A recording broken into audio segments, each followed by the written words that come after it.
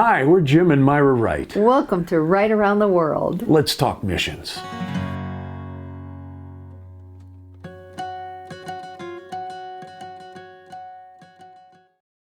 Hi, we're Jim and Myra. Today we want to talk about something that, as we have talked to missionaries, apparently is a fear in some people's minds, and it's, for some people, reasons why they don't want to go to the mission field, something they have to struggle with. And that would be fear of animals. Yeah, scary things. Critters. Oh, think of a country that has dangerous animals like sharks, bears, mountain lions. And snakes. And spiders, scorpions. Or maybe crocodiles. Yeah. Oh, wait a minute. That's the United Here. States. Yeah. Hey, we have scary animals here too. Yep. How do we deal with that? Well, we know about where those animals are and we don't go there. And but it's the fear of the unknown. Yeah. What might cross my path? What might be in my house? Yeah. So we thought we would talk about this today. Is this something that should keep you off of the mission field? No. All right. Now, I have a lot of missionary friends. We have a lot of missionary friends. And I asked my ladies, well, how do you deal with it? And what do you have in your country? And we thought it would be fun to share those with you today. Yeah. So here are some pictures. We'll talk you through them of some real interesting critters. Critters from around the world. So, guess what you can find in your laundry if you live in Mexico? Nasty scorpions. I'll tell you more about those later. Crocodiles and iguanas? Is it caiman or alligator? We're not sure. In Mexico, once again. And ooh, David, get rid of it. Snakes. Let go. In almost every country, except for maybe Alaska. Then Africa. That is a big spider. It's like 2 inches flatty. front to back. Yeah. Nasty. And then these monkeys. Not so bad, just taking things off of your picnic table, but playing. That close to your kids? Yeah, really. Not good. And bats. Poor little those... Emily. She found this one morning and had to take care of it. Ooh. A water scorpion. Yeah. Swimming Never around. Heard of them. Not sure I want to be. And then, ooh. I can't stand them. Yeah. Well, let's turn the page here. Anyway, we thought we would tell you a little bit about how this happened in our lives. For some reason, people like to hear that. For me, it was never really an issue. I had grown up on the Mississippi going down and, hunting snakes and tadpoles and frogs and all that type of thing. The animals didn't frighten me. We had rattlers and cottonmouth and water moccasins and that type of thing on the river. And so I had to deal with it. I was out in California once and I was going after what I thought was a little crab and I scooped it up and I showed it to my mom and it turns out it was probably one of the most dangerous scorpions known to man. And I had it there in a glass jar. So that wasn't a fear for me, even though at times it should have been a fear for me. But he's a guy. I grew up listening to missionaries come back from their field. One in particular rolled out a huge, long skin of a snake. And that's all it took. I just said, nope, ain't happening. I am not going to the mission field, and especially not Brazil, South America, Africa. There are snakes there. Little did I know, I was growing up in Atlanta, Georgia, and in the forest behind our house where I tromped all the time, there were all sorts of horrible dangers. But I never thought about it. Yeah. Because it was... It was our third replacement, and God had assigned us to go to the mountains of Cameroon for 8 months. And we knew this while we were on deputation. So while we're on deputation, I begged every group of ladies that I talked to, every church, please pray for me. I just can't handle snakes. I just can't handle snakes. And you know what the Lord did? I never saw one live snake the entire 8 months we were there. Now, I did see them on poles for food, for the pot.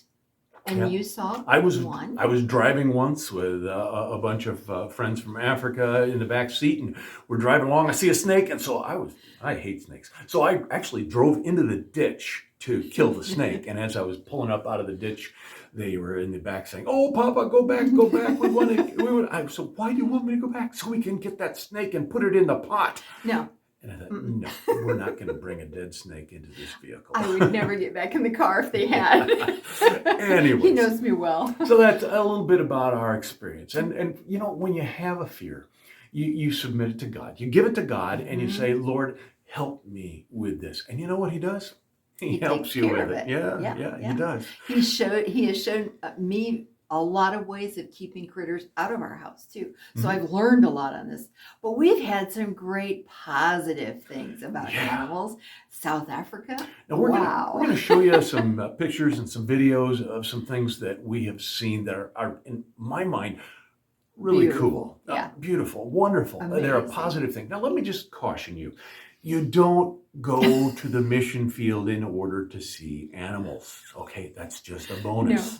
But in the same way, you don't go to the mission field to see animals. At the same time, you shouldn't stay out of the mission field because there are scary animals. They're scary. Yeah, they're scary.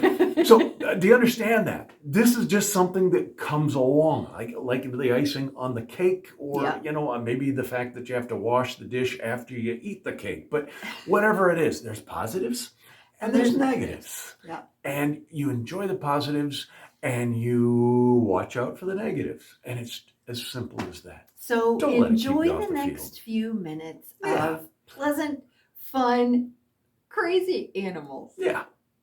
So this was one of our amazing day trips in Pilanesberg, South Africa. It's a national park, preserve, and there's no fences around the outside. These animals stay there of their own accord. and it's a game drive Yeah. that we went on. Went in an open Jeep and got to enjoy these animals up close and personal. Unbelievable how many Yeah. we spotted. See the baby.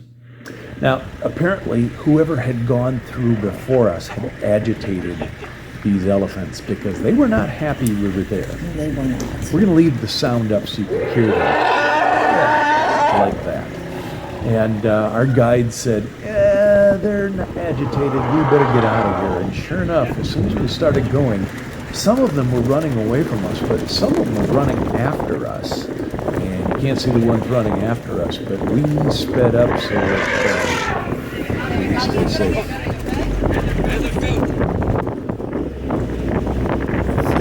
Yeah, it was amazing. They were so close. Yeah. And then we saw really sweet little animals. Yeah, venison. And here are And the some cheetahs. cheetahs, a long ways away, but, you know, we didn't want to get close because cheetahs never prosper. Oh, And then there were Yeah. these two guys duking it out. We came by, and they were going at it, and they weren't hurting each other, so we were just watching. And then we decided to go to lunch, and when we came back from lunch, an hour later, they were still going at it. it's just a little rhino dance. And they go back and forth for territory. Then we Ooh. stopped at a watering hole. And there was the alligator, The crocodile. Yeah. And then the more fierce hippopotamus. Yeah. And if you look carefully, you can see a little 3-month-old hippo. Kind of cute. Yeah. They had some friends, though, that joined them that weren't quite so sweet. Yeah, now this rhino, he had a little bit of an attitude going on. You can see this guy going out to get into the water because I think he knew what the rhino was going to do. But in just a minute, you're going to see the rhino gets a little bit closer, and the hippos are getting really, really nervous. And then you'll see that we go back out and check out the other rhino. But the rhino does a head fake, and look at how they get all nervous and run for the water. Now, this guy had a real attitude, and he was just, he kept coming closer and closer to us. And we are in a totally open Jeep on this day trip. And I was really content to get out of there. Yeah. He was pretty close. If he'd have wanted to get into that Jeep with us. Yeah. This is Kelly Love. She is our niece down in Brazil, and she has some amazing pictures of the critters and the birds and the animals that she has down in her country. Some are beautiful. Oh, very beautiful. And then there were other missionaries that sent us pictures of some of their wildlife, and not so wildlife. And flamingo if you want to go to Sardinia and help out. Now, chameleons don't bite, but a blue-headed tree agama lizard will bite. Speaking of biting, He didn't bite this caterpillar. All right. Hey, did you enjoy that? We hope you did. Listen, missions work isn't about the animals. No. It is about the call of God and going and ministering to God's people and helping people become God's people. And that's what it's all about. Yeah. And when you give your life to God to do that, He's going to take care of everything does. else. And no, missions work is not always easy, but it's always worth it. Thanks for listening. Help us broaden our outreach by liking and subscribing below. And maybe even a share. Thanks again, and may His best blessings be yours.